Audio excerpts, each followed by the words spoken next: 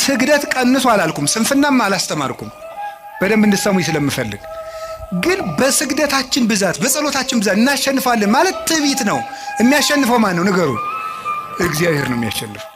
እኔ ምክሉ ቅዱስ እንጦንስን እኮ መጡ። ቅዱስ እንጦንስ ከባቱ ከሚጸልዩበት መሃል ምን መስሉ አጋንንት በሙሉ የሰውዬ እንግዲህ ብለው ማስወጣት ሳቃታቸው ቢሉ አንድ ቀን እስኪ አውሬውን እንሆንበትና እንደራጅና ብሎ ተደራጅተው ምን ወጡ? አንተ እባቡን፣ አንተ ደግሞ አይጥውን፣ አንተ ደግሞ እንዲስቅ ይሆነ አንድ እንደው ይገርማል እኮ አባ ፓምቦ የሚባለው ሰይጣን ራሱ ለመፈተን አባ ፓምቦ የሚባለውን አባት ለመፈተን ሰይጣን ምናል በጣም ብዙ ሺህ አጋንንት አልስቅም ብሎ አርምሞ ያዘ አባት ነው። በጣም ብዙ ሺህ አጋንንት አንድ ብርሌ ማንሳት አቅቷቸው ያሳዩታል እንዲስቅ ማለት ነው። እሱ ግን መሳቁን ትቶም እንዳለ ታውቃላችሁ። ይሄ የሚያሳየው አቅመ ቢስነታችሁን ነው አላቸው። እንኳን ሊስቅ ማለት ነው። ሰይጣን በማሳቅም በምን ስልቱ ብዙ ነው። ወደ እንጦንስ ሲመጡ ዘንዶ ሆኖ ይመጣል፣ እንደ እባብ የሚያፏጫል። አስባችሁታል ምእመናን? ዘንዶ ቢመጣባችሁ ዘንዶ ብዙ ሲሆን ከዛ ደግሞ እባብ ቢመጣ ከዛ ደግሞ ጊንጥ ቢመጣ እንደገና ነብር ቢመጣ እንደገና አንበሳ ቢመጣ እንደገና ጅብ ቢመጣ አይጥም ቢመጣ አረኔ ራሱ አይጥ ራሱ አሁን ሌሊታውን አይጥ መጣ ደህና ናችሁ ብትል አታስፈራም? ያ ሁሉ እንደ ሰው እየተነጋገረ ያፏጭ መጣ።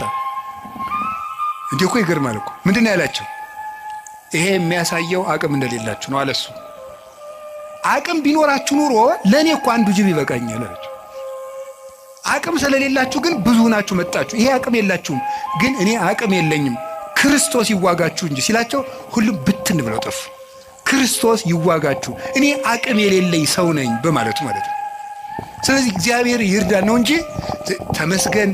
እኔ እንደው አንዳንድ ደጋግ ምእመናን ራሱ ሳገኛችሁ ተመስገን ይሄው 5 ዓመቴ ነው መቁጠሪያ ቆጥራለሁ፣ አብይ ጾም ጾማለሁ፣ ሰይጣንን እየቀጠቀጥኩት ነው።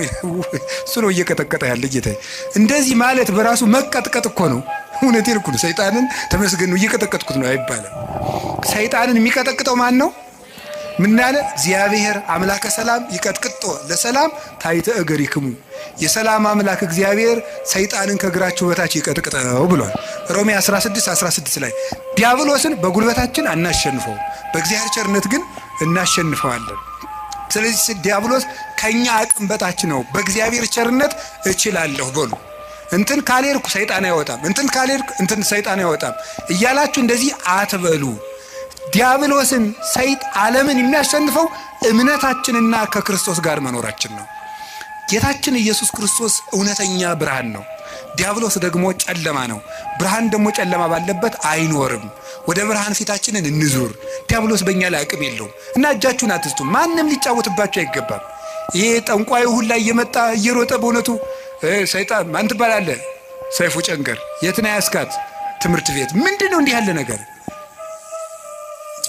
ነውር አይደለም እንዴ?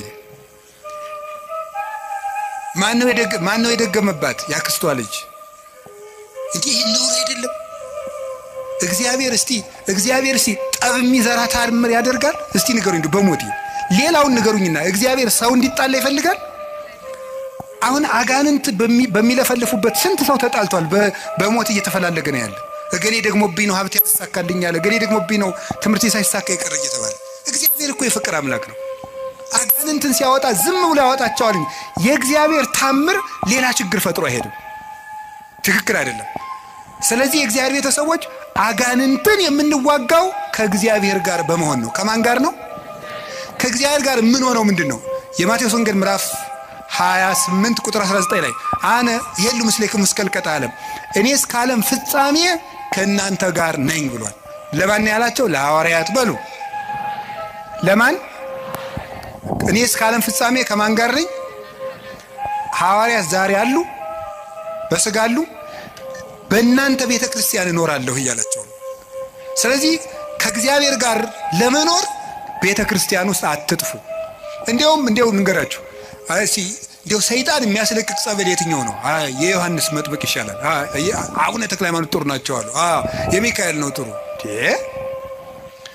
የትኛውም ቤተ ክርስቲያን ውስጥ አጋንንት ይሸነፋል? እስኪ በሉ የትኛውም በሉ። ቤተ ክርስቲያን ውስጥ ማን ይሸነፋል? አጋንንት ይሸነፋል። ከቤተ ክርስቲያን ጋር ህብረት ይኖራችሁ። ሚካኤል ከሆነ ደብራችሁ ሚካኤል ጋር ህብረት፣ እዚያው ሁኑ።